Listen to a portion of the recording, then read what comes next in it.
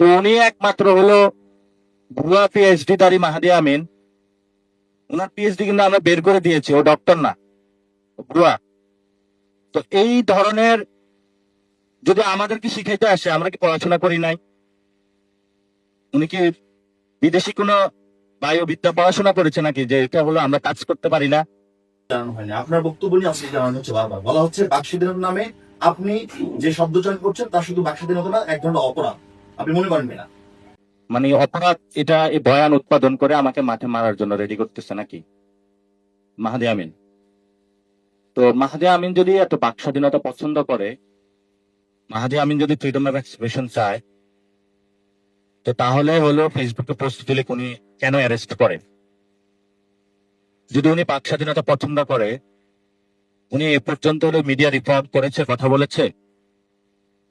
উনি যদি বাক স্বাধীনতা বিশ্বাস করে বা নতুনত্ব বিশ্বাস করে, বিভিন্ন দেশে দেশে যেভাবে হলো শ্রমিক ব্যবসা করতেছে, সে বিষয়ে হলো বাংলাদেশের প্রবাসীদেরকে, এই যে আমরা শুনি বিভিন্ন জায়গায় কিন্তু মন্ত্রণালয়টা উনি চালাচ্ছে, এগুলোকে বলা হয় দালাল। মানে এটা গ্রামে আপনি শুনবেন যে বিদেশের লোক পাঠায় ঘুরে ঘুরে দালালি ব্যবসা বলে, আর বিদেশের হলো লোক পাঠানোর হলো দালালি ব্যবসা করে। এটা এখন একজনে গালি ধরে নিবে, কিন্তু এটা কি সমাজে বলে না সবাই?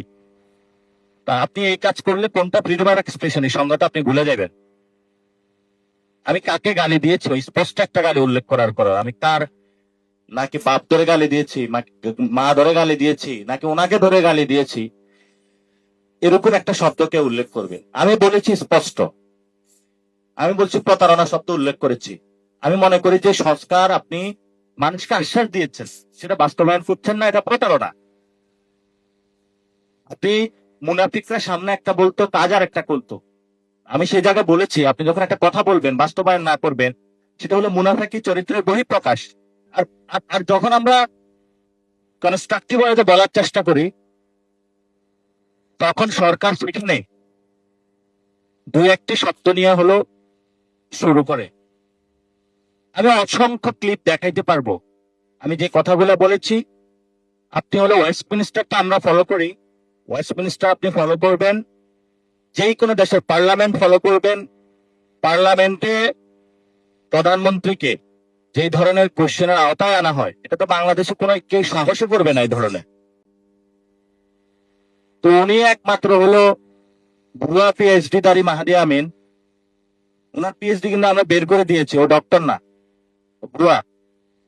তো এই ধরনের যদি আমাদেরকে শিখাইতে আসে, আমরা কি পড়াশোনা করি নাই? উনি কি বিদেশি কোনো বায়ুবিদ্যা পড়াশোনা করেছে নাকি, যে এটা হলো আমরা কাজ করতে পারি না? এখন জনগণ অলরেডি স্লোগান শুরু করে দিয়েছে মাঠে। মিরপুরে আপনারা দেখেন নাই জনতা কি বলেছে?